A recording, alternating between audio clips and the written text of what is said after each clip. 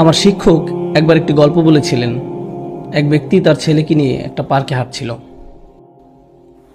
তারা একসাথে হাঁটছিল। ছেলেটি গাছের উপর একটা কাক দেখে বলল, বাবা এটা কি, এটা কি?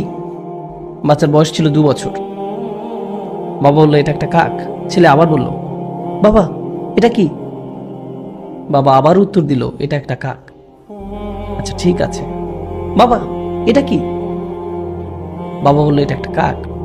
ও কাক, এটা কি? এটা একটা কাক। এভাবে 10 মিনিট ছেলেটি বাবাকে প্রশ্ন করে গেল। বাবা 30 বার উত্তর দিলেন। তিনি একটা ছোট ডায়েরিতে লিখে রাখলেন, আমার ছেলে আজ পার্কে হাঁটার সময় একটি কাককে নিয়ে 30 বার প্রশ্ন করেছে, যেটা ছিল পৃথিবীর সবচেয়ে সুন্দর জিনিস। 30 বছর পর, ছেলের বয়স এখন 2 বছর না, তার বয়স 32 বছর। বাবা ছেলেকে ফোন করলো, আমি কি তোমার কাছে আসতে পারি? ছেলে উত্তর দিল, বাবা এটা ঠিক দেখা করার সময় না। বাবা বললেন, আমাকে কিছুক্ষণ সময় দাও, আমার 10 থেকে 15 মিনিট দরকার, শুধু এইটুকু সময় হলেই চলবে। চলো গাড়িতে করে বের হই, তোমার সাথে কিছু ব্যাপারে কথা আছে। ছেলে বেশ বিরক্ত হয়ে, ঠিক আছে। বাবা আসলেন এবং গাড়িতে উঠে ছেলেকে নিয়ে পার্কে গেলেন। ছেলে মহা বিরক্ত হয়ে বলল, এসব কি বাবা, আপনি কি খুব দ্রুত বলতে পারবেন? আমার কাজ আছে। বাবা বললেন, শুধু আমার সাথে হাঁটো। তারা হাঁটছিল এবং গাছের উপর একটি কাক দেখতে পেল। বাবা বললেন, বৎস এটা কি? তুমি কি সত্যিই জানতে চাও এটা কি? এটা একটা কাক। ও বৎস এটা কি?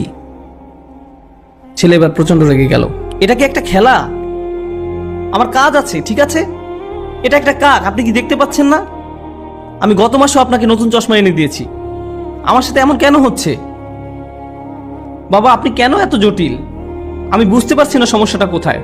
জাস্ট বলেন কি বলতে চান। আমি ব্যস্ত আছি, ঠিক আছে? বাবা তার ডায়েরির পাতা খুলে বলল, বৎস ঠিক এরকম একটা ঘটনা 30 বছর আগে ঘটেছিল।